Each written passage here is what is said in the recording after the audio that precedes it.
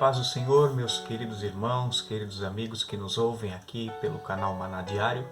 Eu sou o evangelista Claudionir e quero iniciar com você, neste momento, a nossa terceira lição da Escola Bíblica Dominical.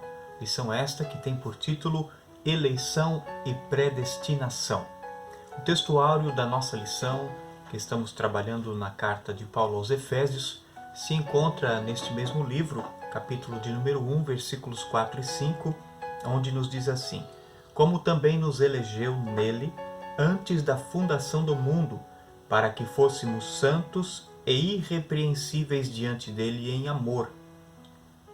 E nos predestinou para filhos de adoção por Jesus Cristo, para si mesmo, segundo o beneplácito da sua vontade. Esse é o textuário da lição, se encontra no capítulo 1, versículos 4 e 5 da carta de Paulo aos Efésios. Vamos então para a nossa leitura bíblica em classe. Você que tem a sua Bíblia pode nos acompanhar, e você que tem a sua lição nos acompanhe também através da lição da Escola Bíblica. Efésios capítulo 1, versículos de número 4 ao 12, vai nos dizer assim a palavra do Senhor.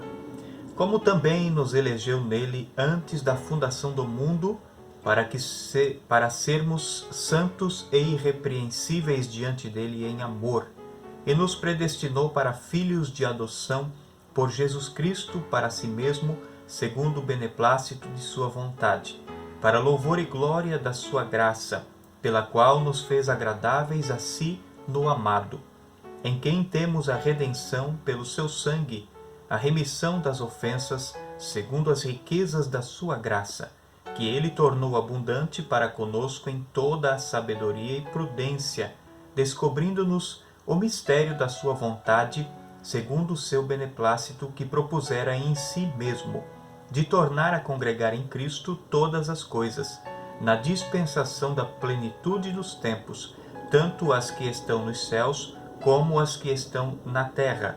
Nele, digo, em quem também fomos feitos herança, havendo sido predestinados conforme o propósito daquele que faz todas as coisas segundo o conselho da sua vontade, com o fim de sermos para louvor da sua glória, nós, os que primeiro esperamos em Cristo.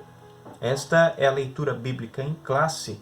Então, o objetivo geral desta lição é informar que Deus soube de antemão, por meio da sua presciência, quais pessoas creriam e que em Cristo seriam predestinadas a receber as bênçãos espirituais.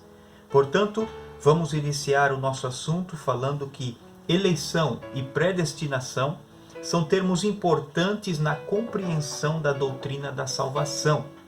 Nós precisamos compreender esses dois termos que são de grande relevância e importância para entendermos a questão da salvação que há em Cristo Jesus. Esses vocábulos ligados entre si, eles elucidam o plano divino de salvar os pecadores. Portanto, salvação e eleição estão ligados junto com a predestinação, para que você entenda e não fique mais nenhuma dúvida a respeito desta questão. Nós vamos entrar aqui um pouquinho mais a fundo nestes termos, sobre a eleição e a predestinação. O tópico de número 1 da nossa lição fala sobre eleitos para uma vida santa e irrepreensível. Antes da fundação do mundo, Deus planejou salvar e capacitar para uma vida de santidade os que elegeu de antemão. Aqueles que o próprio Deus elegeu para si, também de antemão os predestinou para receber as bênçãos espirituais. Então, quando nós falamos essa questão de eleição, vem à sua mente uma questão de escolha. Será que Deus escolheu alguns e deixou de escolher a outros? Como é que Deus fez esta eleição? Baseado no quê? Se foi antes da fundação do mundo, Deus não foi baseado nas obras. Deus não estava baseado nas ações, ou nas palavras, ou na intelectualidade, ou na posição social. Nada influenciou Deus em eleger uns para a salvação e outros para a perdição. Nem tampouco, baseado nisto, predestinou uns para a salvação e outros para a perdição eterna. Como se dará então estes termos dentro da Bíblia Sagrada nos contextos do Novo Testamento? Vamos à frente para que você possa compreender tudo isto. O que é a eleição divina? Eleição traz a ideia de escolha, como já temos falado. Paulo menciona 3 aspectos dessa escolha. O primeiro, em quem fomos escolhidos? Em Jesus. Segundo, em que tempo se deu essa escolha? Antes da fundação do mundo.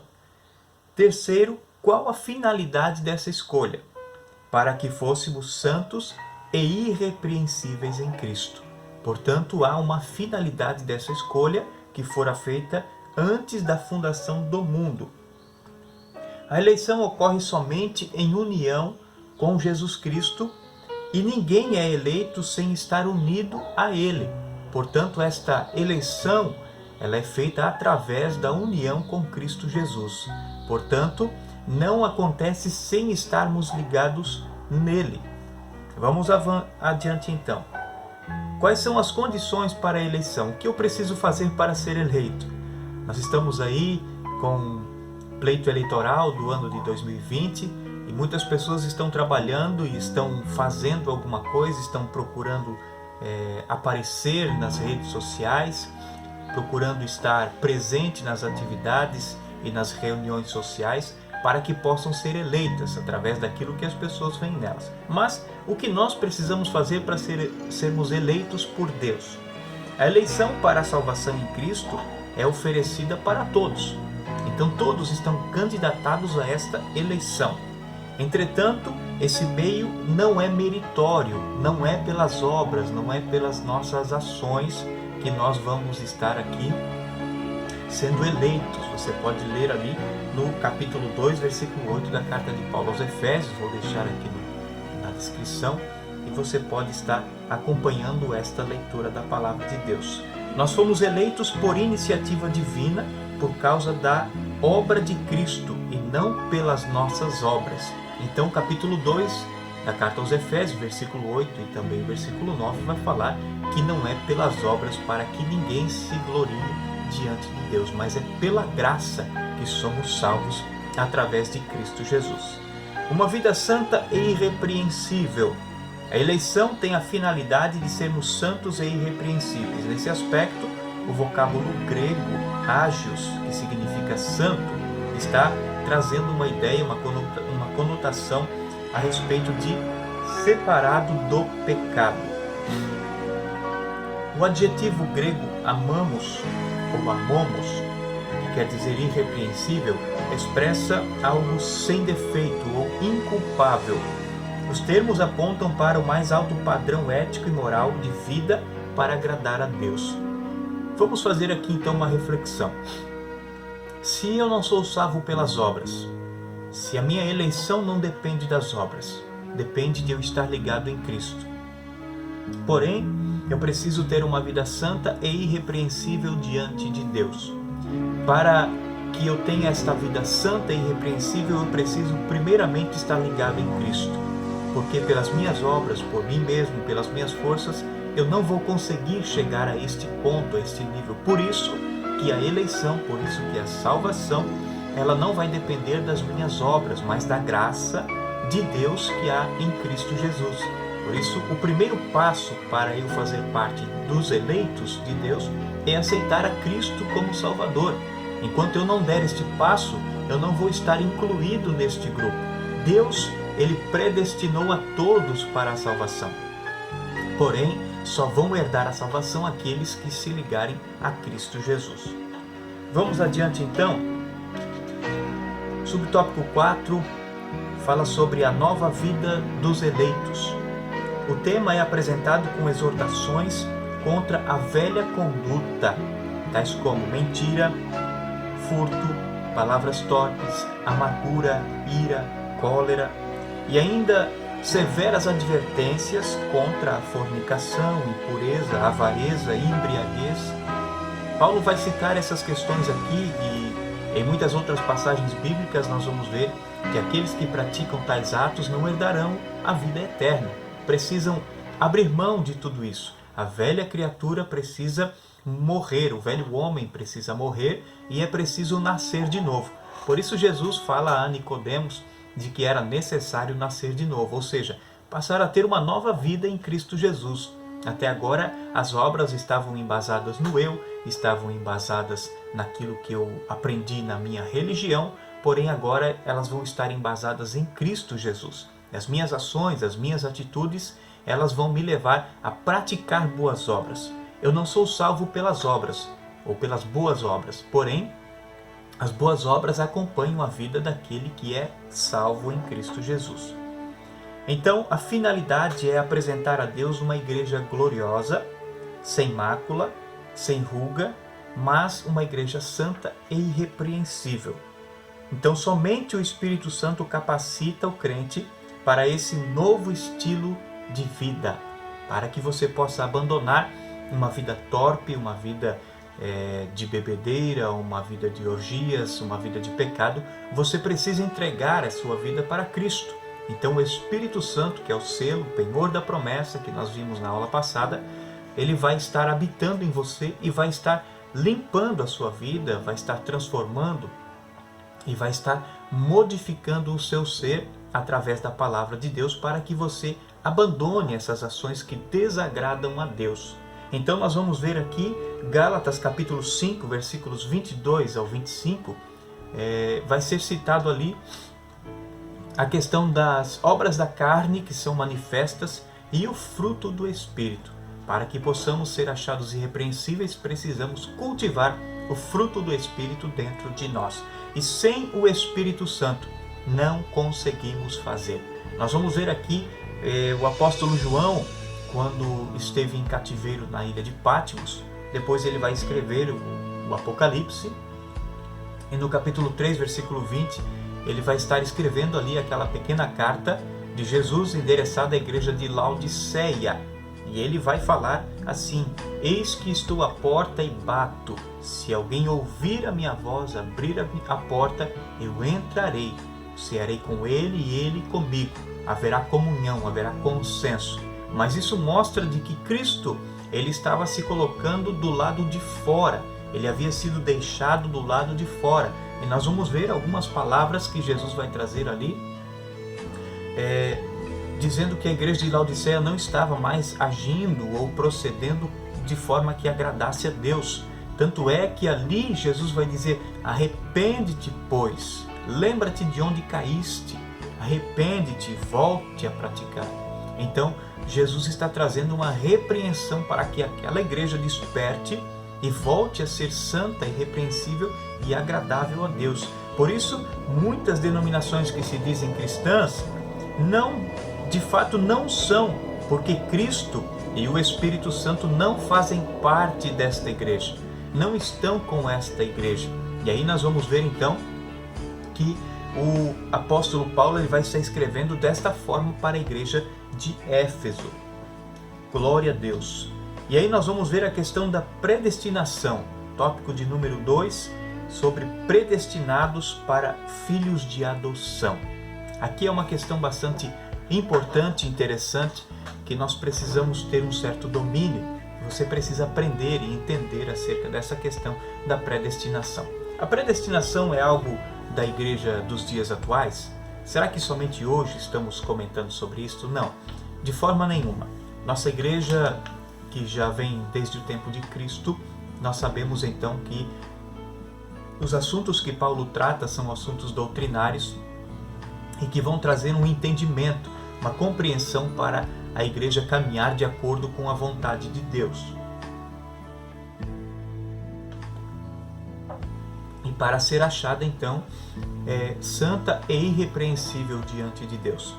Esta questão da predestinação já vem do tempo da Reforma Protestante e após Reforma Protestante, depois do período de Martinho Lutero e até algumas questões ainda antes de Martinho Lutero. Nós vamos ver com Zwinglio, com Calvino e também Armínio.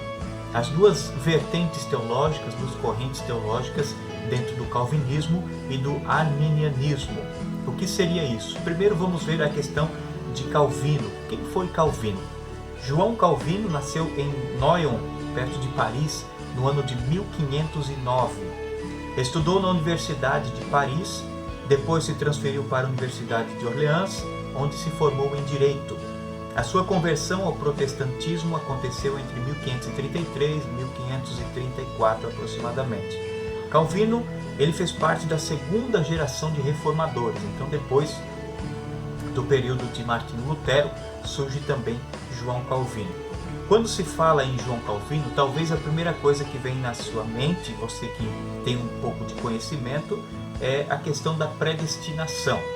Entretanto, esse não é o assunto central das doutrinas calvinistas ou da teologia calvinista. Nele não foca simplesmente na questão da predestinação. Mas vamos entender isso então. Calvino aponta dois tipos de conhecimento humano, né? O conhecimento de Deus, acerca de Deus, e o conhecimento de nós mesmos. Então João Calvino vai trabalhar acerca dessas duas questões. E o verdadeiro conhecimento de nós mesmos, ele só acontece quando nós reconhecemos as nossas misérias e nos movemos a buscar o conhecimento de Deus. Então, quando nós reconhecemos que precisamos de Deus, este conhecimento de nós mesmos, ao aceitarmos que nós precisamos de Deus, nos leva, nos encaminha então para conhecer também a Deus. O reformador diz que não basta apenas saber que Deus existe, mas deve-se procurar conhecer qual o papel que cada pessoa tem que ocupar no projeto global de Deus. Saber qual é o meu lugar no projeto de Deus para com a humanidade. Então, é preciso que conheçamos a Deus mediante a revelação, principalmente por meio das Escrituras Sagradas. Aquele que não tem o hábito de leitura da Bíblia Sagrada também, com certeza, não vai conseguir conhecer plenamente a Deus. É preciso praticar o hábito da leitura da Palavra de Deus para que você consiga chegar mais próximo de Deus. Para este reformador, as marcas de uma igreja verdadeira é a pregação da Palavra de Deus. João Calvino, então, no período da Reforma, ele vai se opor à questão do catolicismo romano e às indulgências, vai se opor à luxúria dos clérigos e vai se opor a algumas questões de que a igreja pregava na época, e uma dessas questões é a própria autoridade da palavra de Deus sobre a igreja. Então não é a igreja que é detentora da autoridade acima da palavra, mas a palavra é que está acima de Deus. E precisa então essa palavra ser pregada, ser ministrada, para que as pessoas cheguem ao pleno conhecimento da verdade. Esta era a visão de João Calvino. Ele faz a distinção entre igreja visível e igreja invisível. A visível é a comunidade de cristãos, enquanto que a igreja invisível, ela é constituída dos eleitos, os quais são conhecidos apenas por Deus. Em todas as eras, em todos os séculos, estes eleitos, eles vão ser conhecidos simplesmente ou puramente por Deus. Não há como fazermos distinção entre uma pessoa e outra, ou uma denominação e outra, dizendo este é eleito, este é salvo, este não é salvo. Então João Calvino vai ter este entendimento. Também ele vai dizer que no Antigo Testamento nós vamos ver que Deus elege o povo de Israel e chama-o para uma missão, para uma tarefa específica. O ponto que João Calvino está trazendo aqui na questão da eleição, dentro do contexto do Antigo Testamento, é de que o povo eleito será testemunho e também será instrumento de Deus neste mundo. A eleição, portanto, no Antigo Testamento significa uma tarefa e não um privilégio. Ao você se considerar um eleito de Deus, você tem que entender também no contexto dos dias atuais de que você possui uma tarefa que foi incumbida por Deus e não de que isto seja um privilégio para você. Deus escolheu-nos para sermos santos e irrepreensíveis na sua presença. Foi para isso que Deus nos elegeu, para isso que Deus nos escolheu em Cristo. Esta eleição acontece já antes da fundação do mundo. Isso é também o pensamento de João Calvino, é o que nós estamos vendo dentro da nossa lição da Escola Bíblica Dominical. Ou seja, a eleição não tem a sua base em qualquer ato, atitude, ação do homem, mas única e exclusivamente em Deus na sua graça. Então concordamos plenamente também com esta ideia de João Calvino acerca da eleição. não está baseada nas nossas ações, não é pelas nossas obras, mas através da fé. Conhecemos situações desta vida, na nossa e na dos outros, em que as pessoas nos abandonam, em que não sabemos o que dizer, nem o que orar. Também os cristãos passam por esta realidade. É verdade. E a fé não é uma garantia para uma vida sem problemas ou sem dor. Portanto, aqueles que são eleitos em Cristo, aqueles que são chamados para a salvação, não são privados de adversidades da vida. Muitas pessoas abandonam a fé porque acham que quando vêm para Cristo, elas não terão mais nenhuma dificuldade para enfrentar. Então, de onde arranjar uma esperança em meio a tribulações? Estou falando aqui provavelmente com um grupo de pessoas que tem uma vida estabilizada, que está vivendo muito bem. Mas vamos nos colocar ao lado das pessoas que estão sendo martirizadas. Se coloque agora ao lado de um pai de família que não tem o pão para colocar sobre a mesa. Se coloque agora ao lado de uma pessoa que precisa colocar a sua cabeça a prêmio para não negar a fé em Cristo Jesus. É um contexto totalmente diferente de pessoas que acordam e vão dormir por muitos e muitos dias sem ter um gole d'água para beber ou sem ter uma migalha de pão para colocar à mesa. E todavia precisam manter a fé, dizendo que o Deus que serve é um Deus provedor, dizendo que o Deus que serve é um Deus que entrará com solução para a sua vida. Esse é o contexto que Calvino está trazendo a sua reflexão no período da Reforma. As pessoas estavam sendo perseguidas, as pessoas eram caluniadas, injuriadas, mortas por amor à palavra de Deus, considerados hereges por não seguir a doutrina do romanismo. Então é aqui que Calvino está trazendo uma palavra de esperança para que aqueles que ouvissem essa palavra pregada por ele e pelos seus seguidores não desanimassem em meio às lutas e provações da vida, mantendo uma firme esperança e uma fé viva num Deus que é providência. Então, de onde a convicção de que não sou abandonado, de que não está tudo sem sentido? Como é que eu posso manter essa convicção em meio às dificuldades da vida e às lutas que eu enfrento, manter a minha fé dizendo eu sei que Deus não me abandonou? Manter a mesma fé que Jó, quando estava lá sentado nas cinzas, raspando as feridas com um caco de telha, dizendo eu sei que o meu Redentor vive e por fim se levantará sobre a terra. Manter essa esperança, porque é muito fácil crer em um Deus poderoso quando tudo vai bem, mas é em meio às dificuldades e adversidades que Deus mais quer se revelar aos seus, e é ali que o cristão precisa mostrar que ele é um cristão de verdade. É no meio dessas adversidades. Então, desde o início, nós somos eleitos. E Paulo insiste dizendo, numa eleição que depende exclusivamente da decisão de Deus. É por isso que nem as maiores adversidades terão poder para alguma vez colocar em questão esta decisão divina. Paulo também escrevendo no seu contexto da época aos Efésios, quando a igreja era muito mais perseguida ainda, ele está dizendo, vocês precisam manter essa viva fé, essa viva esperança, porque o Deus que nos elegeu desde a fundação do mundo não nos abandonou, não nos deixou só. Precisa manter essa esperança, essa fé, de que esse Deus entrará com providência, e se Ele não entrar, a nossa alma está guardada nele. Ainda que venhamos a tombar nesta terra por amor a Cristo, como o próprio Jesus disse, aquele que quiser salvar a sua vida vai perdê-la, e aquele que perder a sua vida por amor a mim vai achá-la. Então, precisa manter esta fé inabalável. E Paulo escreve aos Romanos dizendo, o que vai nos separar do amor de Deus? Nem a morte, nem o presente, nem o porvir, nem as aflições desse tempo presente, nada há de ser comparada à glória que para nós está preparada e há de ser revelada. Nas palavras de Calvino, ele diz assim, chamamos predestinação ao eterno decreto de Deus, pelo qual determinou o que quer fazer de cada um, pois ele não nos cria todos com a mesma condição, mas ordenou uns para a vida eterna e outros para a condenação perpétua. Por isso, de acordo com o fim para que um homem é criado, dizemos que é predestinado para a vida ou para a morte. Aqui nós vamos chegar agora no ponto culminante que nos distingue da teologia calvinista.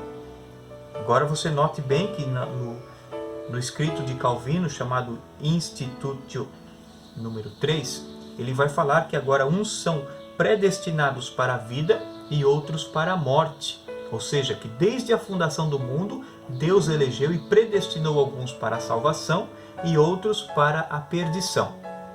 Vamos entender o ponto de vista de Calvino. Por outras palavras, Deus destina alguns sem motivo evidente à salvação e destina outros sem motivo evidente para a perdição, o que constitui uma afronta para o nosso sentido moderno de justiça, para não falar do fato de que esta conclusão parece contradizer diametralmente a pregação e a vida de Jesus, que, de acordo com os evangelhos do Novo Testamento, nunca limitou o seu convite a apenas alguns. Então esta linha de pensamento é o que vai divergir acerca da predestinação. Jesus não trouxe a salvação apenas para alguns. João 3,16 vai dizer que Deus amou o mundo de tal maneira. E Jesus pregou para judeus e para gentios. Os apóstolos pregaram para judeus e para gentios. Deus revelou que a sua vontade era para que todos. O profeta vai dizer: Deus não tem prazer na morte do ímpio, mas que o ímpio se converta dos seus maus caminhos e se salve. Então não há uma predestinação para a perdição, mas essa predestinação vai falar única e exclusivamente a respeito da salvação. Um assunto complexo, né? O próprio Calvino admite tratar-se de um labirinto difícil em que é fácil se perder. E ele diz que a doutrina da predestinação destina-se aos cristãos. Não pretende assustar, mas sim consolar. Calvino elabora sua reflexão teológica, em primeiro lugar, para cristãos perseguidos, presos, torturados e mortos pela fé protestante. Cristãos que sofriam e que se interrogavam se, na tortura, denunciar o meu irmão, se no meio da dor trair a Cristo, será que perco a salvação? E também, onde está Deus, se nós, que nele confiamos, sofremos tanto? Aqui está uma pergunta que não quer calar em muitas mentes, em muitos corações. Onde está Deus, se todo aquele que serve a Ele sofre tantas perseguições, tantas afrontas, tantas dificuldades? Onde está Deus, se a humanidade que Ele criou, o homem que Ele fez a sua imagem e semelhança, está perecendo? Por que é que tantas pessoas sofrem? Então é justamente nisso aqui que Calvino pegou um ponto importante para manter as pessoas firmadas na fé. Porém, a sua teologia, a sua linha de pensamento, ela vai, em certo ponto, divergir da linha de pensamento ou da própria vontade divina. Calvino, então, ressalva que não há maneira de sabermos quem pertence, de fato, ao grupo dos eleitos e quem pertence ao grupo dos rejeitados. E quase como para se contradizer a si próprio, ele vai dizer que insistiu no juízo da caridade. Sublinha que a vontade de Deus é a salvação de todos e não a sua perdição. Então Calvino chega a um ponto que ele até mesmo fica um pouco confuso com a linha de pensamento que ele tomou. No momento em que esta doutrina se encontra na boca de um grupo dominante, que a usa para legitimar o seu poder, inclusive a opressão dos outros, ela torna-se cínica. Esta linha de pensamento de que alguns são eleitos para a salvação e outros para a perdição, ela leva pessoas à arrogância. O caso provavelmente mais grave e mais escandaloso deste abuso situou-se na África do Sul, no tempo do Apartheid, quando muitos dos cristãos boeres afirmavam a sua superioridade sobre os negros e justificavam a opressão dos mesmos precisamente com a sua suposta eleição como raça superior.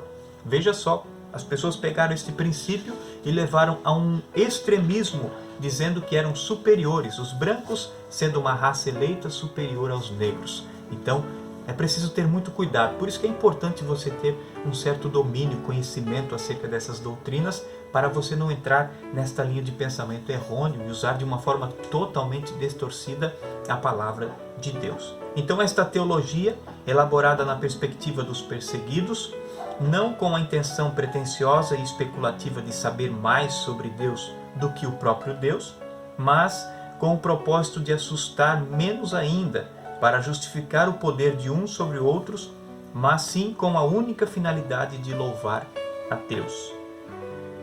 Houve então um acordo entre as igrejas da Reforma na Europa, o acordo de Leuenberg. No capítulo 3, ele vai trazer justamente esta linha de pensamento aqui. No Evangelho temos a promessa da aceitação incondicional do homem pecador por parte de Deus.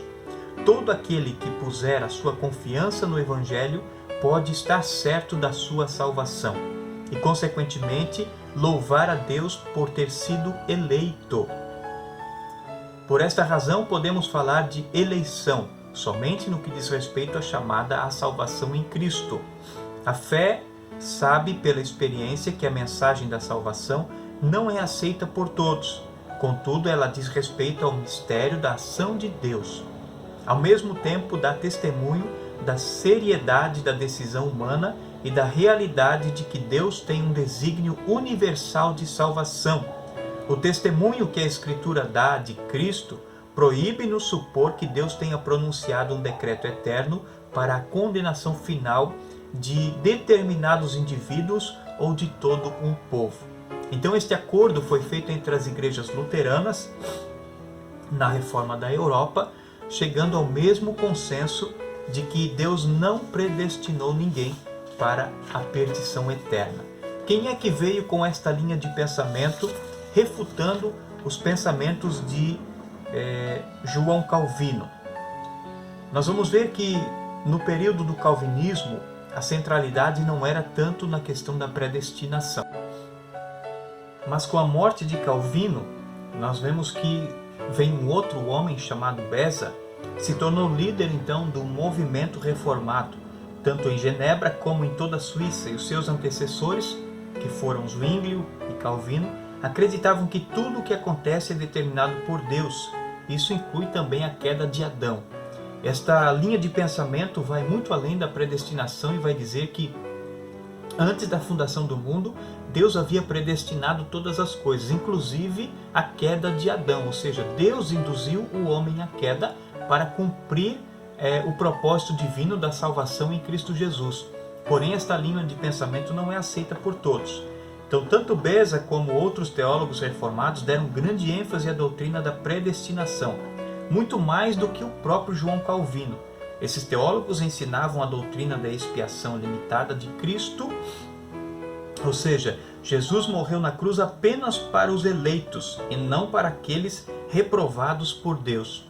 Então eles querem dizer que Deus já havia elegido alguns para a salvação e Cristo morreu por esses e não por toda a humanidade, porque alguns Deus já havia predestinado para a perdição eterna.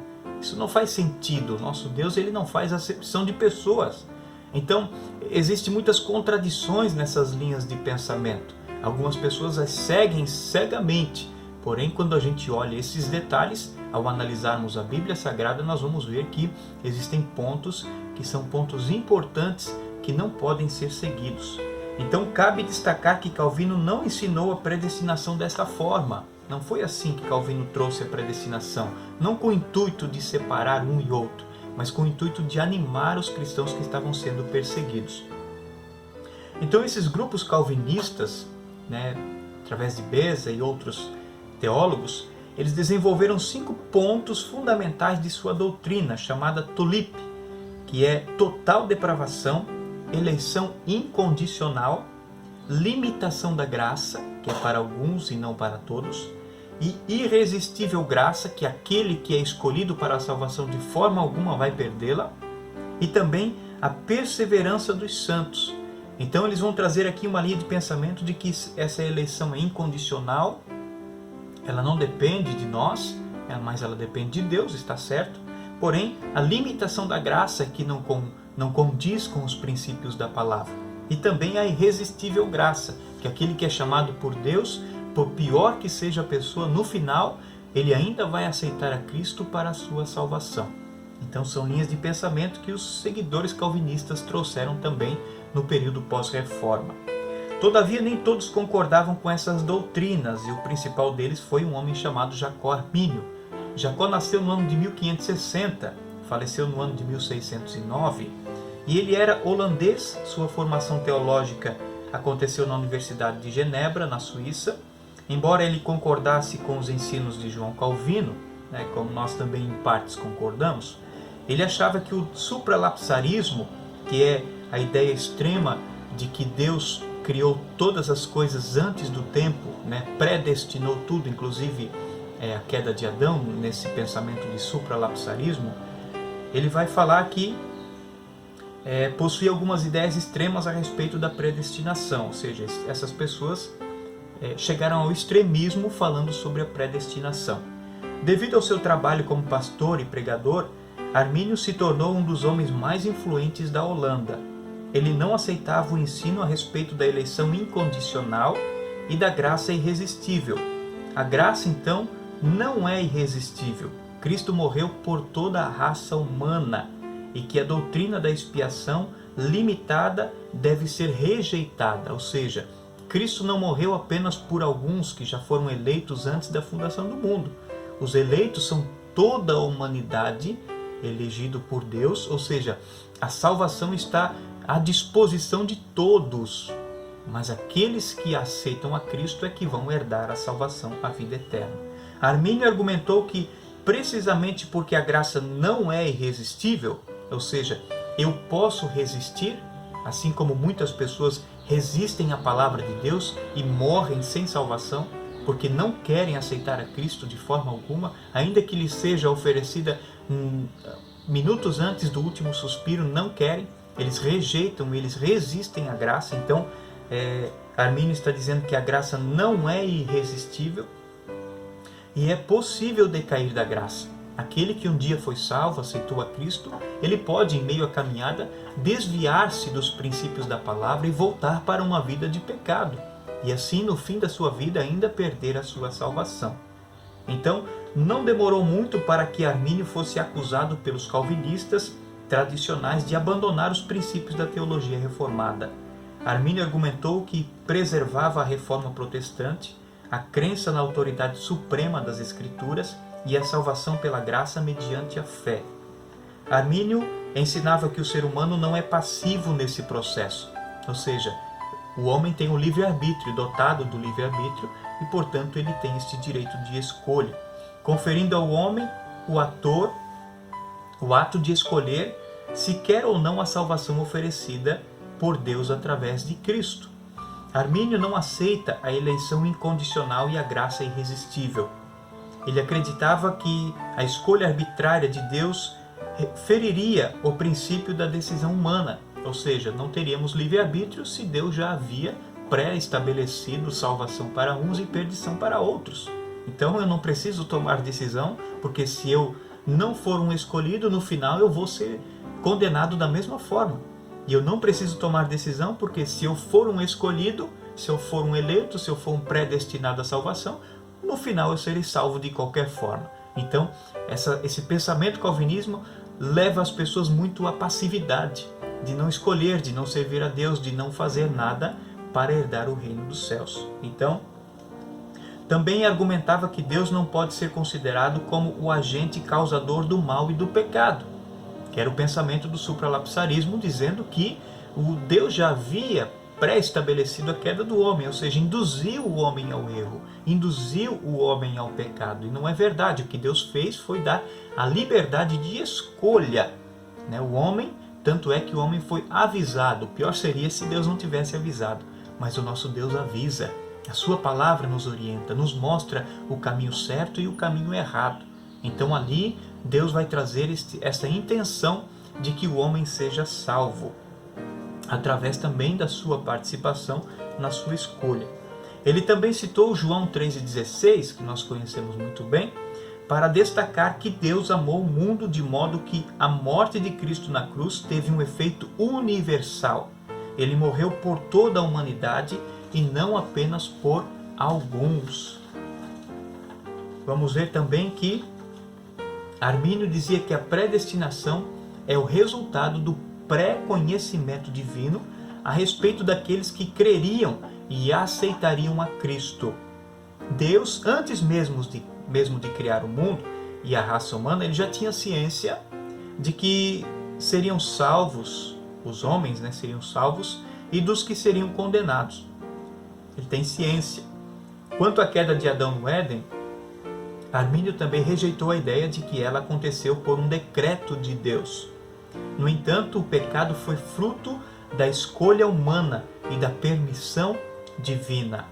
Deus permitiu que Adão prometesse o pecado, de modo que ele, ou cometesse, o pecado, de modo que ele não foi induzido ao erro. A permissão é uma coisa, indução é outra coisa. Você permitir que o seu filho sofra algum dano, por exemplo, colocando o dedo num objeto quente, vai queimar o dedo. Você permitir que ele faça aquilo para aprender é uma coisa. Agora, você induzi-lo a queimar o dedo é outra coisa, totalmente diferente. Então, aqui é que está o ponto culminante. Deus permitiu que o homem pecasse, errasse, porque foi escolha dele. Porém, Deus não induziu o homem a este erro.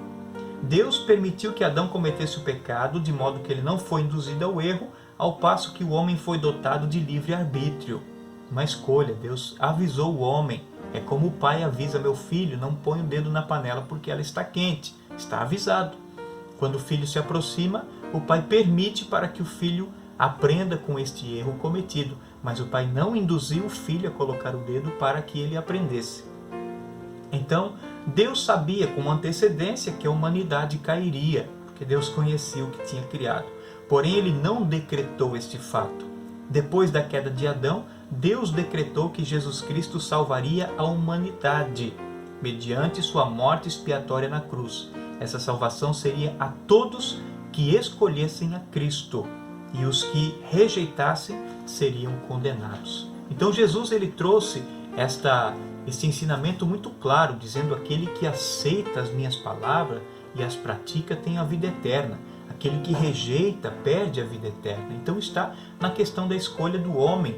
Ele tem esta capacidade, ele tem esta autonomia, falando acerca do livre-arbítrio.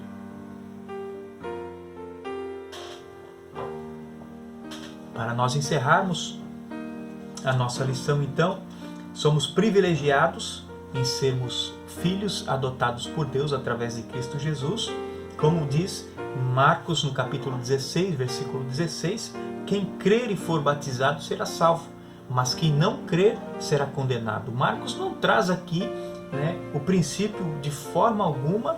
Quando Jesus está ensinando, Jesus não diz: aquele que eu escolhi será salvo e aquele que eu não escolhi será condenado. Então, o fundamento maior, o ponto principal da Bíblia Sagrada são os ensinos de Cristo, e não o que eu possa imaginar que deva ser. Não o meu ponto de vista, mas o que a palavra de Deus diz. Predestinação e salvação. Então, nós vimos aqui que Deus não predestinou alguns para a perdição e outros para a salvação. Mas Deus predestinou em Cristo Jesus todo aquele que aceitar a Cristo será salvo, e aquele que rejeitar a Cristo já está condenado. A Bíblia mostra que a redenção divina não foi uma medida de emergência. Ao contrário, era o plano imutável do amor de Deus desde sempre. Não foi uma medida emergencial. Deus não foi pego de surpresa. Os que se achegaram a Cristo não são coagidos, mas atraídos a Ele. Então eu não sou forçado a ir até Jesus. Eu não sou forçado a aceitá-lo como meu Senhor e Salvador, mas eu sou atraído pelo seu amor, pela sua graça, pela sua misericórdia. E nele eu entendo que herdo a vida eterna.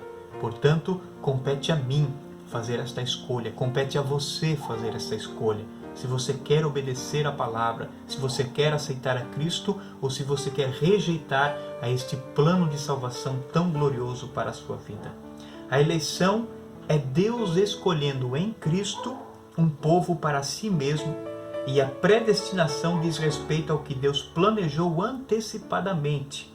Dessa forma, a questão da predestinação não significa Deus decidindo antecipadamente quem será salvo ou não, mas decidindo antecipadamente o que planeja que os eleitos em Cristo sejam ou venham a ser. Conclusão da nossa lição diz que Cristo morreu por todos e por cada um dos pecadores. Desde a eternidade, segundo a sua presciência, em Cristo Deus elegeu e predestinou os que creriam e perseverariam na fé, a viver em santidade, receber a filiação divina e a desfrutar de todas as bênçãos espirituais divinamente estipuladas. Então aqui está a nossa lição de número 3, falando sobre eleição e predestinação. Se você tiver alguma dúvida a mais, deixe nos comentários. A gente procurará estar respondendo a todos segundo a nossa capacidade, e que Deus possa te abençoar e o Espírito Santo clarear a sua mente e direcionar você a todo conhecimento e entendimento da Palavra de Deus. Na próxima lição, lição de número 4, nós vamos aprender sobre a iluminação espiritual do crente. Ficamos por aqui no nosso canal Maná Diário. Que Deus te abençoe de uma forma toda especial.